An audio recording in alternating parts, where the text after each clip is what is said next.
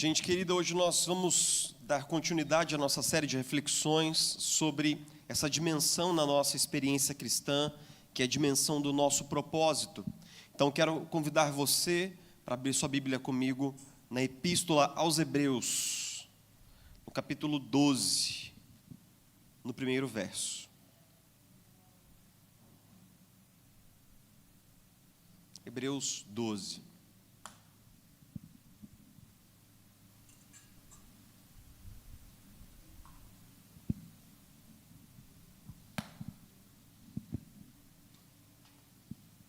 Hebreus 12, de 1 a 3,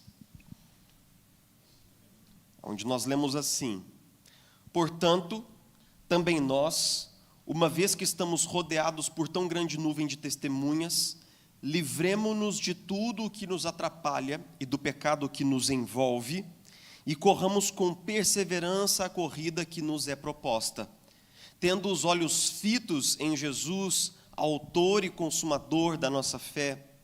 Ele, pela alegria que lhe fora proposta, suportou a cruz, desprezando a vergonha, e assentou-se à direita do trono de Deus. Pensem bem naquele que suportou tal oposição dos pecadores contra si mesmo, para que vocês não se cansem, nem o quê? Desanimem.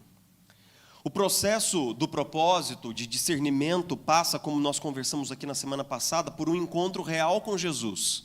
Nós vamos entendendo, à medida em que temos um encontro real com Jesus, qual é o lugar que Ele tem para mim dentro do reino dEle e dentro dos desígnios e do arranjo dEle.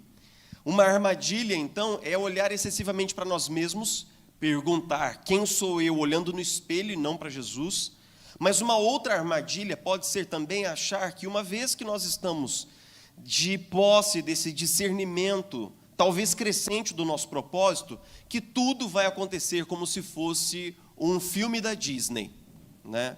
Existe um senso, especialmente na mentalidade dos millennials, que quando existe uma frase, né, que diz assim: encontre a sua paixão e você não terá que trabalhar nenhum dia na sua vida, né? E nós vemos isso bombando nas redes sociais, esse princípio de que se você estiver no lugar certo, fazendo a coisa certa, se você estiver com a pessoa certa, no relacionamento certo, tudo vai transcorrer naturalmente. Não haverá solavancos, não haverá problemas, ou se eles houverem, serão assim coisas tão ínfimas como passar por cima de um obstáculo de 20 centímetros no chão. Essa noção, ela contradiz as Escrituras, a observação comum e a experiência humana ao longo das eras. Por exemplo, Neemias foi chamado para reconstruir Jerusalém. O seu propósito era específico, ele tinha dimensão disso. E, no entanto, reconstruir Jerusalém foi muito fácil, não foi? Inimigos do lado de dentro, inimigos do lado de fora, perigo de morte, atentados de morte, conspirações. Noé, por exemplo, foi chamado para construir a arca. Ele estava lá construindo uma baita de uma arca de madeira, preparando-se para uma chuva. Naquele tempo não chovia sobre a terra, e os vizinhos de Noé dizendo: rapaz, Noé está muito maluco mesmo, velho. Será que a gente não consegue fazer uma intervenção, uma camisa de força? O que a gente consegue fazer para ajudar o nosso vizinho? É lógico que Noé foi taxado de maluco. É lógico que Paulo, quando foi evangelizar os gentios, levantou um grande desconforto na igreja primitiva. Todos esses homens sabiam muito bem qual era o seu propósito, e todos eles se encontraram com monumentais desafios e obstáculos. Ou seja, depois que nós adquirimos clareza do propósito, nós precisamos agora de outras faculdades para viver esse propósito, para colocá-lo em ordem de marcha e cumprir essa jornada que está proposta. E nenhuma epístola seria melhor do que Hebreus para conversar com você sobre isso. Sabe por quê? Porque Hebreus, cujo autor nós desconhecemos, ele se omite no tecido da epístola, e cujo público-alvo não é muito bem definido, né? Quando, por exemplo, Paulo escreve aos Coríntios, era para uma igreja específica. Quando ele escreve para os Gálatas, era para uma região de igrejas. Mas aqui não existe um público definido para a epístola. Mas existe um tema muito claro, que é pessoas que estavam sofrendo muitíssimo e estavam abandonando a fé cristã. Nós estamos, mais ou menos, dizem os eruditos, ali por volta do ano 70 depois de Cristo. Nero estava matando cristãos como se fossem baratas, com uma atroz onda de perseguição contra os cristãos, mas não apenas o perigo de morte, eles estavam sendo excluídos sistematicamente da sinagoga, onde os judeus estavam rejeitando os cristãos. Se você se convertia, a sua família te tocava para fora de casa, você estava impedido de entrar na sinagoga, você estava impedido de participar dos procedimentos legais da comunidade, da vida civil da comunidade. Mas igualmente os romanos começavam agora a repelir e perseguir os cristãos, porque eles estavam entendendo que os cristãos não eram um novo tipo de judaísmo, mas eles eram alguma coisa totalmente diferente. E os cristãos começavam a perder negócios na praça, por exemplo, né? Vou fechar um negócio aqui com o De Angelis, eu sou um romano, descubro que ele é um cristão, a gente está em vias de concretizar uma compra de um terreno, e então eu retrocedo e vendo para um romano. Os cristãos começaram a ser hostilizados publicamente, começaram a ser encurralados nos negócios, começaram a perder favores sociais e começaram a pagar um alto preço pelo discipulado. E então, muitos deles foram desanimando, foram retrocedendo nos seus compromissos e abandonaram a fé cristã. Muitos abandonaram a fé cristã nesse período, não de uma forma dramática, não com a pistola na cabeça, mas eles foram simplesmente esfriando, abandonando alguns compromissos, alguns hábitos diários, deixando de ir à igreja, deixando de se identificar como um cristão publicamente, deixando de congregar, e depois de um tempo, muitos haviam abandonado a jornada cristã. Então, para essas pessoas, o autor de Hebreus escreve uma epístola que é como um soco na boca do estômago, falando o tempo todo sobre o perigo de rejeitar a Jesus, o perigo de, uma vez em posse do evangelho, dar as costas para Jesus, como essa ofensa era grave, como era sério espiritualmente aquilo que aquelas pessoas estavam fazendo e quais as implicações espirituais e eternas disso. O autor de Hebreus, como diria a nossa linguagem atual, ele apela.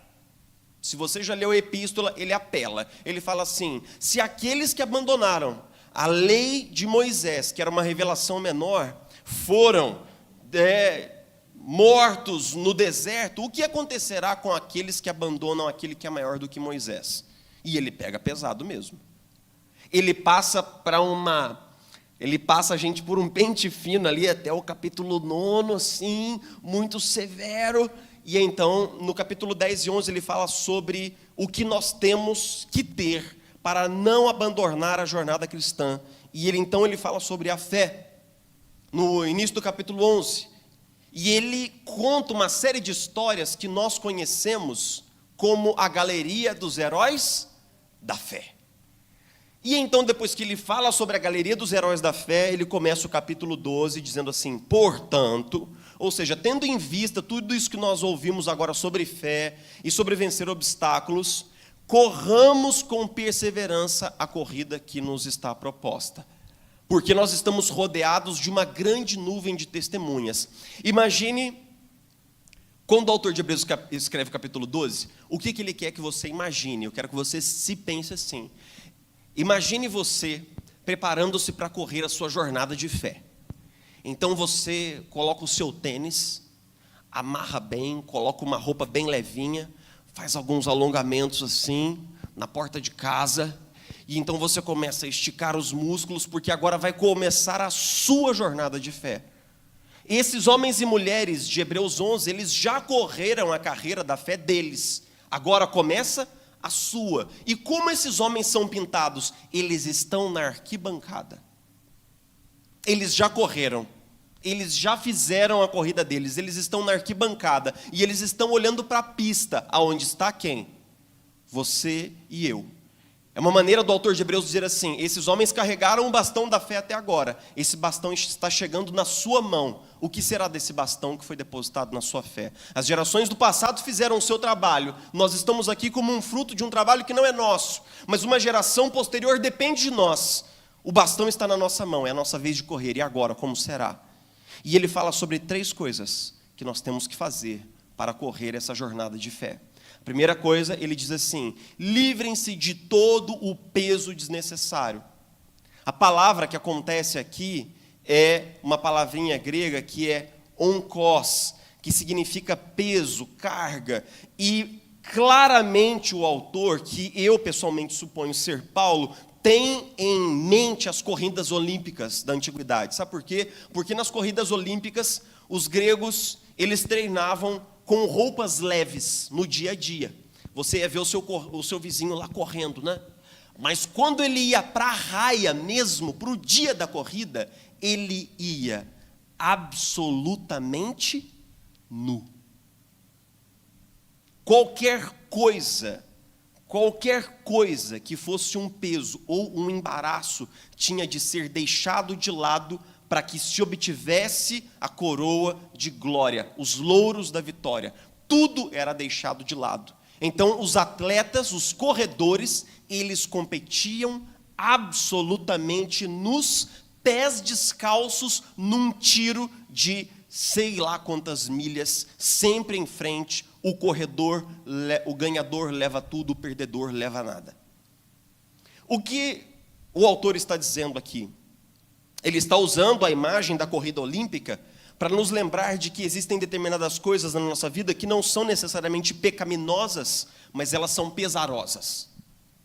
Que não são necessariamente maléficas no seu conteúdo, no seu escopo, mas que pesam e nos atrapalham no progresso da jornada.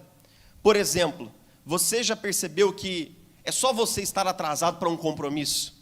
Você sai de casa, pega o seu carro, cheio de adrenalina, ainda crendo que é possível chegar na hora, e então uma vozinha delicada havia saído de casa com o seu carro, provavelmente uma semana antes, e ela entra na sua frente, você tem que esperar com uma paciência cristã, e depois da vozinha vê um caminhão de lixo, depois do caminhão de lixo é alguém atravessando a rua.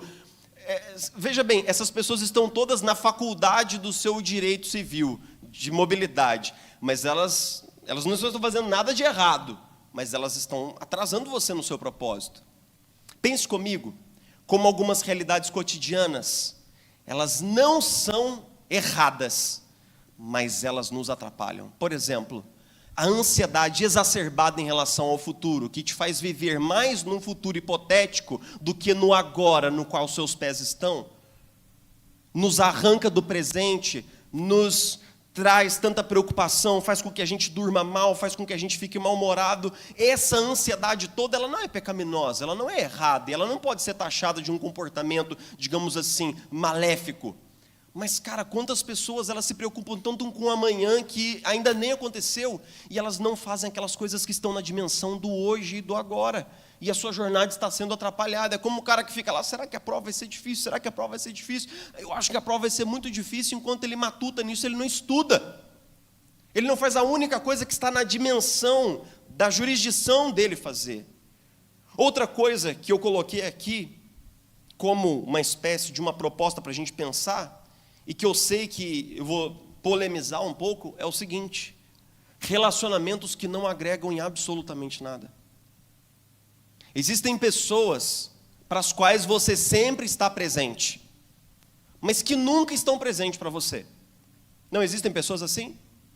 Nós não temos amigos que têm conosco uma amizade absolutamente unilateral, para quem nós estamos lá, para quem nós somos parceiros, mas essas pessoas nunca ligam para você para perguntar como você está, como as coisas vão, e que tipo de suporte ela pode oferecer. Afinal de contas, tanto suporte já te foi oferecido, já lhe foi oferecido por você. A grande questão é que pessoas que estão doentes, mas querem ajuda, precisam de quê? Ajuda. Mas pessoas que estão doentes e querem companhia na doença delas, precisam de quê? Eu absolutamente não sei a resposta. Mas isso deve ser ponderado. Porque eu vejo muitas pessoas que não avançam, porque existem uma nuvem de pessoas atadas no pé dessa pessoa ali. E ela tem que conduzir sua própria casa, o seu casamento e o casamento de mais umas 10 famílias. Resolver a sua vida e a vida de mais um tanto de gente da família que fica penduricado ali naquele pé daquela pessoa. Cuidado com isso. Cuidado com esse tipo de relacionamento. Sabe por quê? Porque o tempo vai passar e você vai precisar de ajuda. E você vai contar com essas pessoas como um princípio básico de reciprocidade, que é o caminho pelo qual os seres humanos têm prosperado ao longo dos milhares de anos. E você não encontrará reciprocidade. Porque essa pessoa, ela só vive para ela. E no fundo você sabe disso.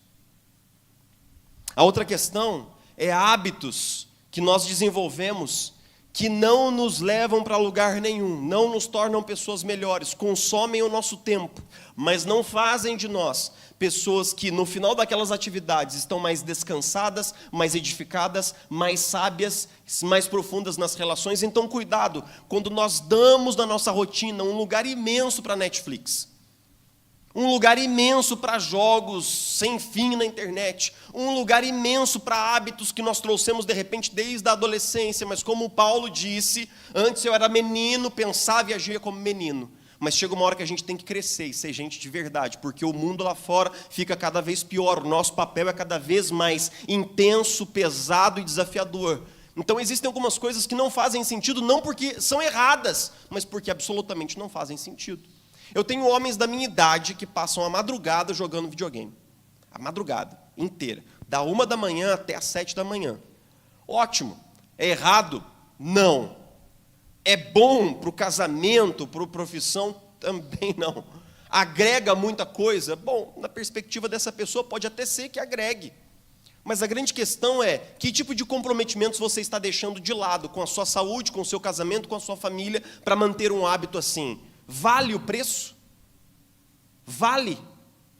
Veja bem, o autor está falando conosco sobre coisas que não são pecaminosas, mas que nos atrapalham e que são um peso. A grande questão é, você está dando um lugar exagerado para realidades na sua vida que não te impulsionam? E eu selecionei um exemplo aqui. Eu gosto muito de tocar violão, e eu tinha um violão no seminário, que era o meu companheirinho lá do quarto, lá ficava num cantinho. E o violão, ele tem um aspecto terapêutico para mim. Toda vez que eu estou um pouco para baixo, um pouco tal, eu vou lá, pego no meu violão e tal, componho um salmo e para lá.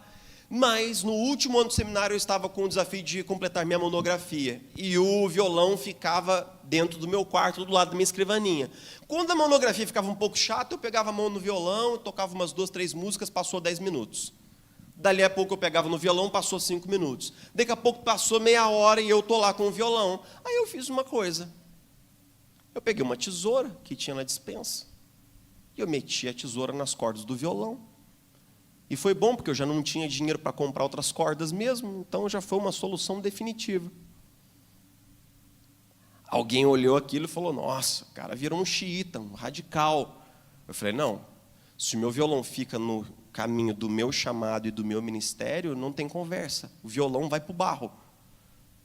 Por exemplo, eu adorava jogar bola, mas no seminário, o jogo de futebol chama o ovo do capeta. Porque quando a bola rola, um demônio baixa em alguns corpos ali aleatórios, existe um processo de possessão, e ao invés da gente sair daquele futebol com os amigos, relaxado, descansado, alegre e feliz, a gente sai o quê? Você sabe como é que é homem, né? Homem é um bicho competitivo. É o cara traz para dentro do futebol todas as amarguras de casa, do ministério, da igreja, do presbítero que ele queria esmurrar, mas não pode, aí ele vai esmurrar os coleguinhas. Aí o futebol não era edificante, não era gostoso, eu simplesmente cortei uma das coisas que eu mais gostava na minha vida, o futebol, e acabou. E depois do seminário eu praticamente não joguei mais. A grande questão é que algumas coisas não são erradas, mas elas ficam no seu caminho. E você se acostuma com elas. Eu me amoldo. Mas nós precisamos ser mais consistentes na busca daquilo que Deus tem para nós. Depois de falar de coisas que não são erradas, o autor fala sobre coisas que são verdadeiramente o quê? Erradas. Ele fala assim, que nós possamos nos livrar tanto daquilo que pesa, como do pecado. E aí, quando ele usa a palavra pecado, ele usa junto uma palavrinha grega muito rara e complexa, euperistatos, que o Almeida traduziu como assim, o pecado que tenazmente nos assedia. E a NVI traduziu como o pecado que nos envolve. Porque a ideia dessa palavra é ficar emaranhado, embolado, enrolado com o pecado, de tal maneira que você já não consegue achar o fio da meada para desatar aquilo que foi atado. Talvez ele esteja pensando num pecado que foi domesticado a tal ponto de se tornar um vício, um companheiro de caminhada, se tornar um pet dentro de casa, entendeu? Aquele pecado que foi domesticado a tal ponto que ele se torna agora uma parte vital da nossa experiência cotidiana. A grande questão é que, nesse sentido, o pecado, ele é como se fosse o pior dos atrasos, porque, em primeiro lugar, ele esfria a nossa relação com Deus. Ele aplaca e abate a nossa sensibilidade à voz do Espírito. E certamente o pecado faz com que nós não apenas não avancemos, como nós nos sintamos retrocedendo no caminho do discipulado. Alguns pecados de estimação, maus pensamentos, o ódio que existe dentro do nosso coração, ou o desprezo com relação às pessoas que nós convivemos porque elas diferem da nossa fé, ou da nossa posição política, ou da nossa visão de mundo, os adultérios em todas as suas formas. Lembre-se que para a gente ser infiel ao nosso cônjuge, uma olhadela é bastante, uma insinuação é suficiente. As imoralidades sexuais com as quais nós convivemos, é difícil, né, quando te inserem naquele grupo do WhatsApp dos amigos do ensino médio, né? Só homem lá dentro.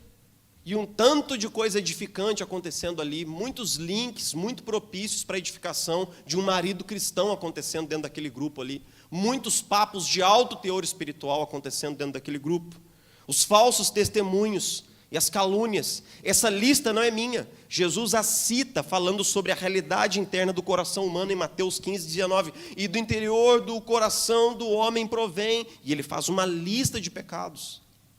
Eu gostaria de dizer para você o seguinte: se você quer ser uma pessoa usada por Deus, lembre-se de que Deus limpa todo instrumento que Ele pretende usar. Quando nós olhamos para a história de Isaías encontrando-se com Deus lá no templo, os lábios de Isaías são purificados antes que ele possa ser um profeta de verdade. Mas muitas vezes a nossa vida ainda não está limpa. Existem muitos pecados culturais do brasileiro que nós precisamos rediscuti-los num fórum apropriado, né? Por exemplo, a gente sempre fala do pecado e sempre vem à nossa mente dinheiro, sexualidade, vícios, mas aqueles pecados muito entranhados na nossa sociedade, como o desprezo do vulnerável, como o olhar de condescendência para o mais pobre, como a língua solta falando o que não deveria, nós não combatemos como deveríamos. Mas nós precisamos rever isso pessoalmente. E eu te pergunto, como está a sua vida diante de Deus? Como está a sua caminhada? Como está o seu coração diante de Deus? Lembre-se que com o pecado ninguém brinca. E uma vez eu disse para uma pessoa no aconselhamento assim: olha, se você brincar com o pecado, ele radicaliza com você, então é melhor que você seja radical com ele. Quando Jesus diz assim, é melhor que você entre sem o seu bracinho no céu, do que todo o seu corpo ser lançado íntegro no inferno, ele está fazendo ali um clamor de que nós não brinquemos com aquilo que nós não devemos brincar. E então, depois de falar sobre o que pesa e sobre o pecado, o autor nos fala especificamente sobre correr com perseverança. Ele diz assim, corram com perseverança a carreira que lhes foi proposta. Corram com perseverança, como se ele dissesse assim, corra a toda velocidade, vá na direção do seu propósito, não deixe que nada te atrase. E em todo esse texto ele usa sempre a primeira pessoa do plural, ele sempre usa o nós. Vamos correr, vamos juntos, vamos em direção ao propósito. O autor fala como alguém que está correndo em direção ao seu chamado, e ele te chama a correr com ele. Mas eu queria que você pudesse atentar comigo aqui numa palavrinha muito importante, que é a palavra perseverança.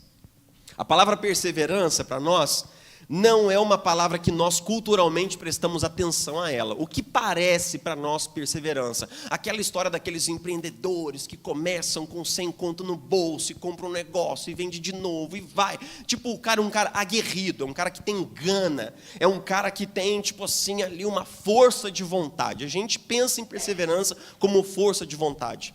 Mas a palavra ripomene, do grego, quer dizer algumas coisas dentro do campo semântico dessa palavra, como, por exemplo, constância paciente.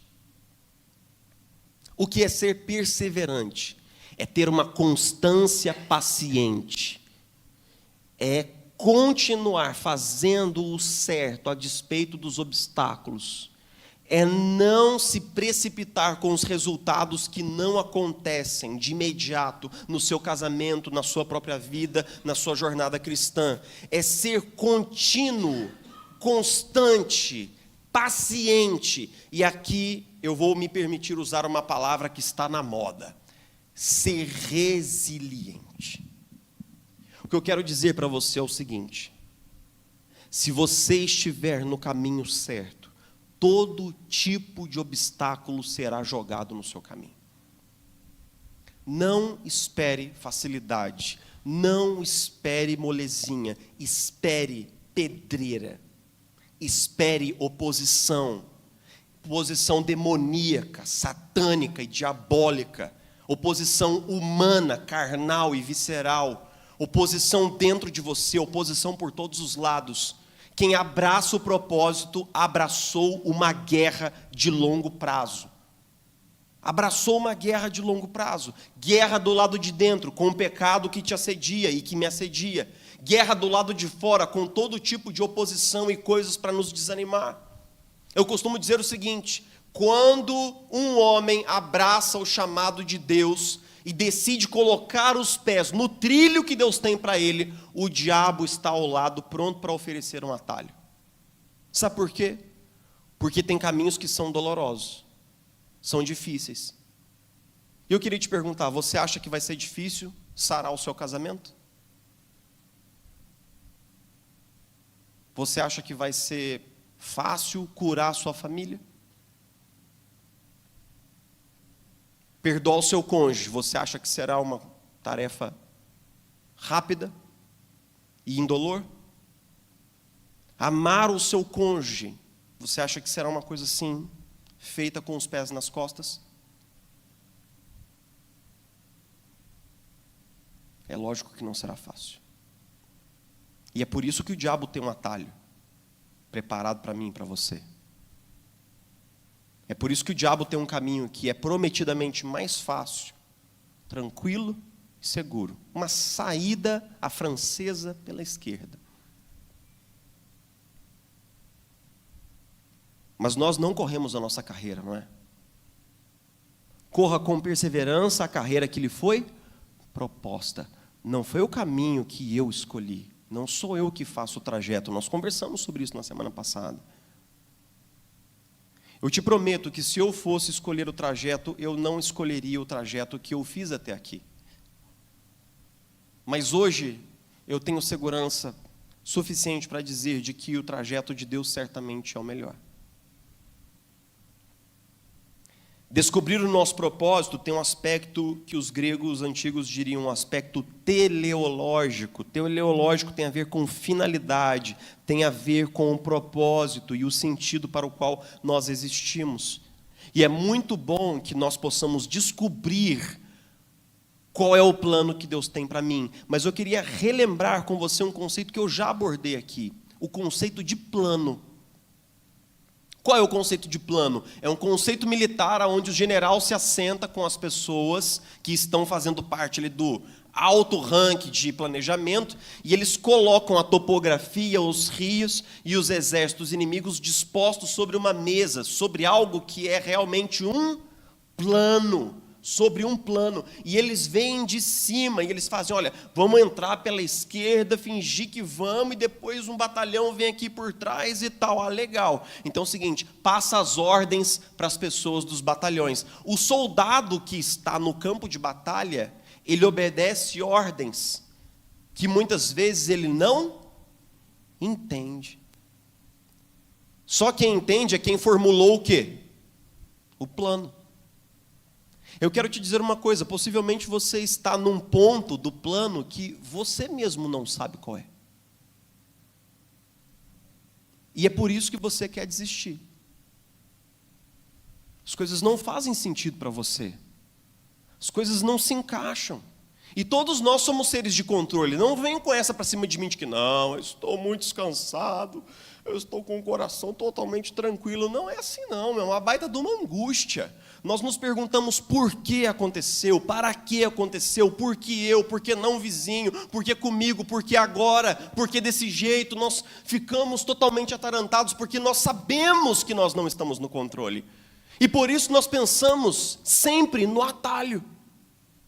Mas note que o apóstolo está dizendo assim: corra com perseverança a corrida que lhe foi proposta. Não foi você que traçou o plano. E você não está no controle, eu tampouco. Se você me perguntar assim, as pessoas às vezes me perguntam, Jefferson, e como está indo a plantação? Eu absolutamente não sei. Eu não estou fora do plano, eu estou dentro dele, eu faço parte disso daqui, eu não sei. Pastor, e o que o senhor pensa em fazer depois? Eu absolutamente não sei. Não me faça perguntas difíceis, não fui eu que fiz o plano. Não fui eu que fiz o plano.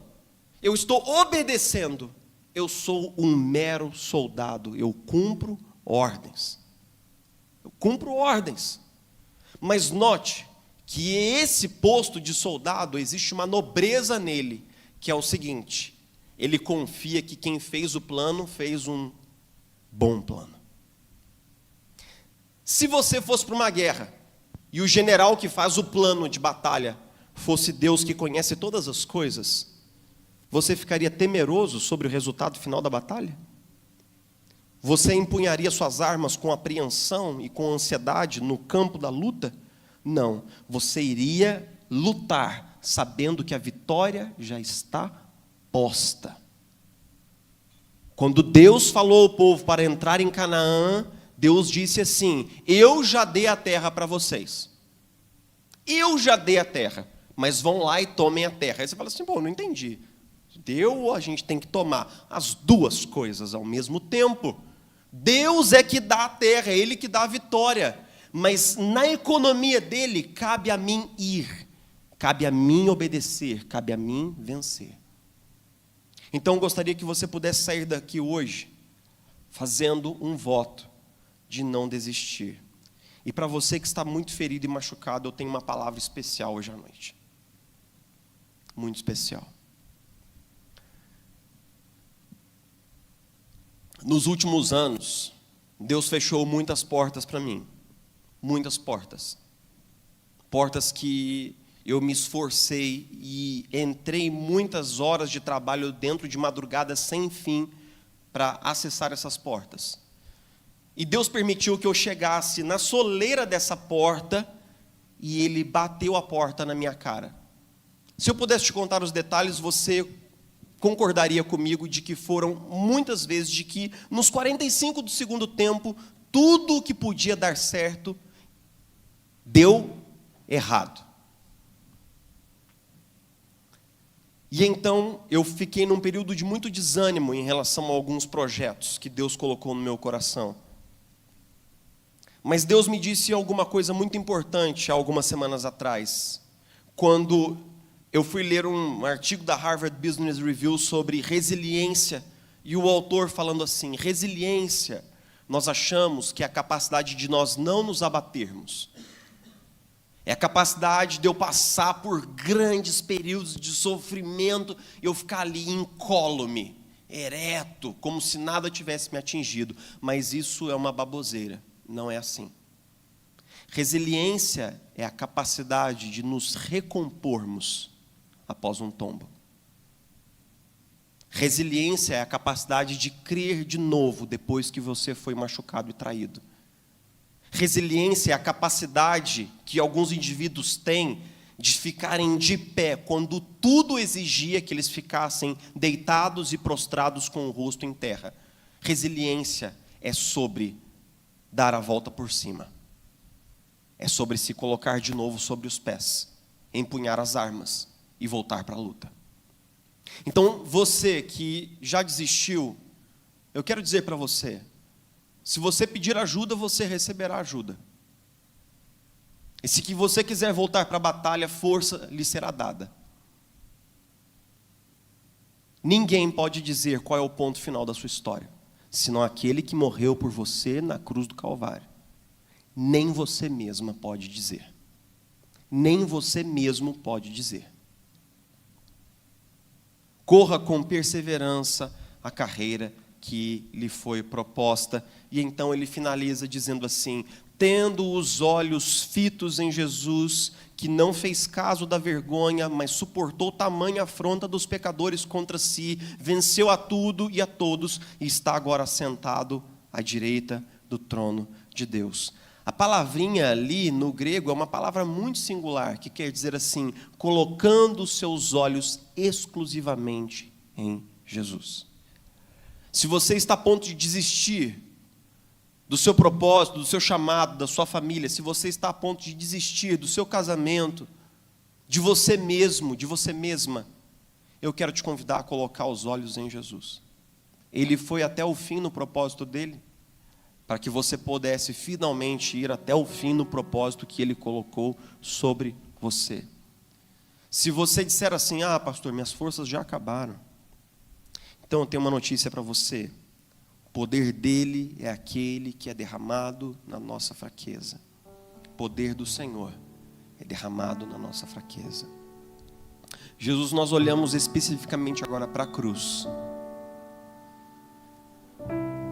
E nós queremos desabafar com você, Jesus, dizendo quanto nós estamos cansados. Quanto nós estamos cansados. Fatigados, Jesus, com os punhos realmente deitados no pó. Jesus, eu já cheguei a me sentir com o espírito quebrado uma vez. E eu sei que gosto isso tem na boca. Eu me lembro que uma vez no redor da mesa eu disse para minha esposa de que vale tentar, se tudo sempre dá errado. Senhor, como é ruim chegar nesse lugar em que nossa alma foi quebrada. Como é desesperador estar nesse lugar escuro, sem perspectiva nem esperança. Como é ruim. Mas Jesus, permita que teu Espírito nos alcance na hora mais escura. Permita que tua graça nos alcance nos espaços mais delicados da nossa história. E nos lembre que nós somos a pessoa certa no lugar certo. Nos lembre que o Senhor tem um plano, e o Senhor mesmo diz na sua palavra: eu tenho planos a respeito de vocês, não planos de mal, mas planos de bem, planos de paz, para vos dar o fim que tenho já proposto no meu coração. Senhor, o Senhor não falhou com nenhum homem e mulher do passado. Eu sei que o Senhor não vai falhar agora. Nem comigo, nem com nenhum dos meus irmãos que está comigo aqui nessa noite. E eu oro pedindo que nós sejamos alcançados pela perseverança do Teu Espírito, pela constância paciente, pela determinação, pela resiliência que vem da Tua força infundida na nossa fraqueza. E que nós possamos esperar o Seu tempo, que nós possamos confiar no Seu modo, que nós possamos empunhar as armas, voltar para a luta, porque nós estamos longe de um fim. Nos ajuda, Jesus. Nós oramos pedindo a Tua graça, em nome de Jesus.